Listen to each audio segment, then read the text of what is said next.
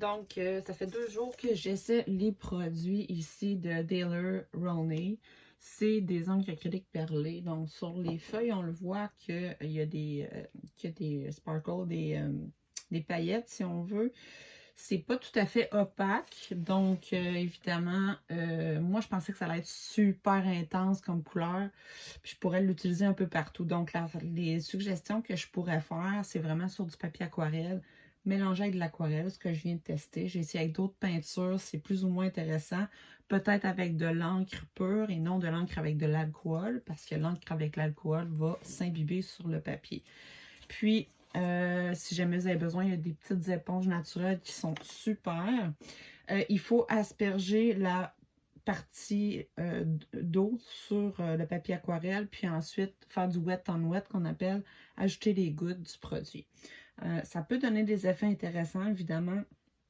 Donc, je l'aurais peut-être mélangé avec du médium polymère, par exemple, sur les toiles, mais il y a encore une transparence du produit. Donc, je vais vous montrer l'ensemble des trucs que j'ai fait. Ça, c'est lui que je viens de terminer. Ce qui arrive, on le voit là, c'est métallique. C'est super, sauf que les couleurs sont un peu fades, ce que je trouve, une fois que ça sèche, là. Fait que ce que vous pouvez faire, c'est soit de le mélanger avec de la peinture acrylique pour lui donner une certaine brillance, un effet métallique. Sinon, faire une transparence avec celui-là, c'est du premium qu'on appelle, pas du premium, mais polymère clé, du polymère du vernis. Donc, lui, c'est parce qu'il était plus abordable, il me semble que je l'avais acheté, comparé aux autres, c'est comme 20 $ la bouteille. Mais pour faire des effets sur des toiles, ça peut être intéressant. Ensuite, je vais vous montrer, j'espère que je ne salirai pas, je vais juste tasser.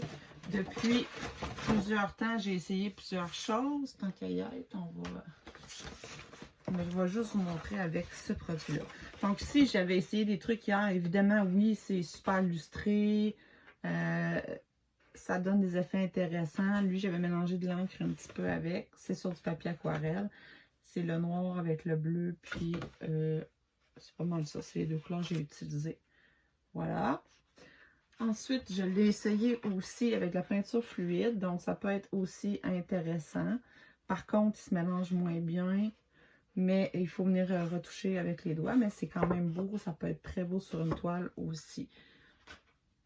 Avec le ballon, je l'ai essayé avec la peinture fluide. Donc, évidemment, il n'y a pas des gros contrastes. Donc, ce qu'on peut faire, c'est soit ajouter quelques gouttes du blanc perlé, par exemple, celui-là, dans de la peinture acrylique pour donner un effet métallique. Sinon, il existe déjà de la peinture métallique. Là, j'en ai ici.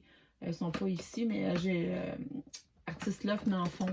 Donc, certaines couleurs qui sont métalliques. Voilà, on le voit quand même très bien quand on le bouge. Fait que ça peut donner un effet intéressant. Ici, c'est un autre test que j'ai fait avec la peinture fluide. Et j'ai ajouté de l'encre et alcool. L'effet est intéressant. Je pourrais l'essayer juste de l'encre avec ce liquide, cette encre acrylique, bien sûr.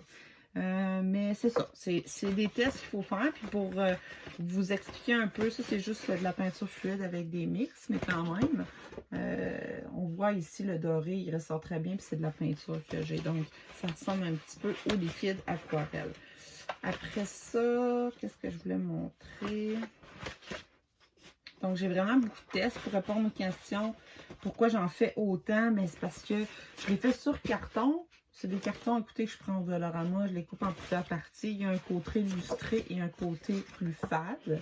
J'utilise toujours le côté illustré pour soit faire couler la peinture ou l'encre. Ça va très bien. C'est sûr que c'est pas un papier aquarelle. Donc, quand je veux faire des choses avec beaucoup d'eau, c'est mieux de prendre le papier aquarelle. C'est ce que je me suis rendu compte, là, au fil du temps. J'ai changé mon médium là, pour essayer cette technique-là. Donc, pourquoi j'utilise plusieurs cartons? Ben, d'un, ça coûte moins cher, hein?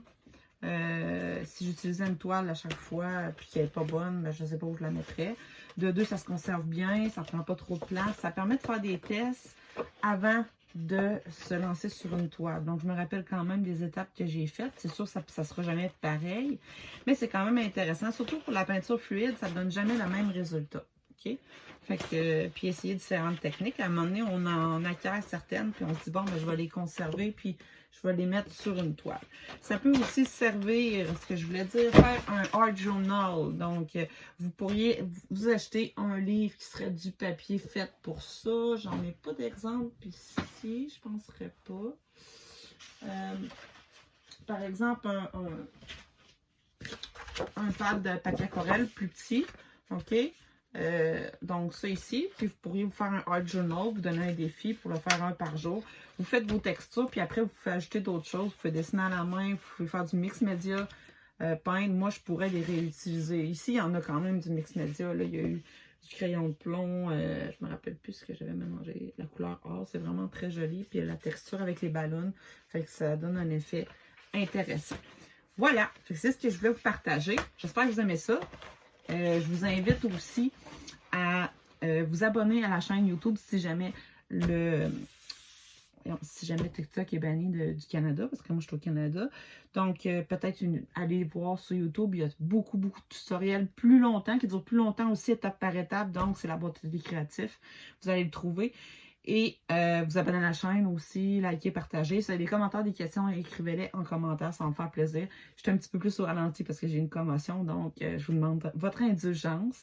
Et je vais faire d'autres tests si vous voulez partager. Fait que moi, ça permet de vous montrer comment faire, qu'est-ce que ça donne, qu'est-ce qu'il faut faire, qu'est-ce qu'il ne faut pas faire. Donc, moi, personnellement, ce produit-là, je vais le réessayer, je vais le mixer, mais je m'attendais vraiment, j'achèterais peut-être plus la marque PBO ou un autre, qui n'est pas de perlé, c'est juste les couleurs pures pour les réutiliser de façon à avoir vraiment des couleurs vibrantes dans les aquarelles ou sur les toiles à certains endroits. Donc, ça va être à réessayer. Fait que sur ça, je vous souhaite une excellente journée. À la prochaine. Bye bye.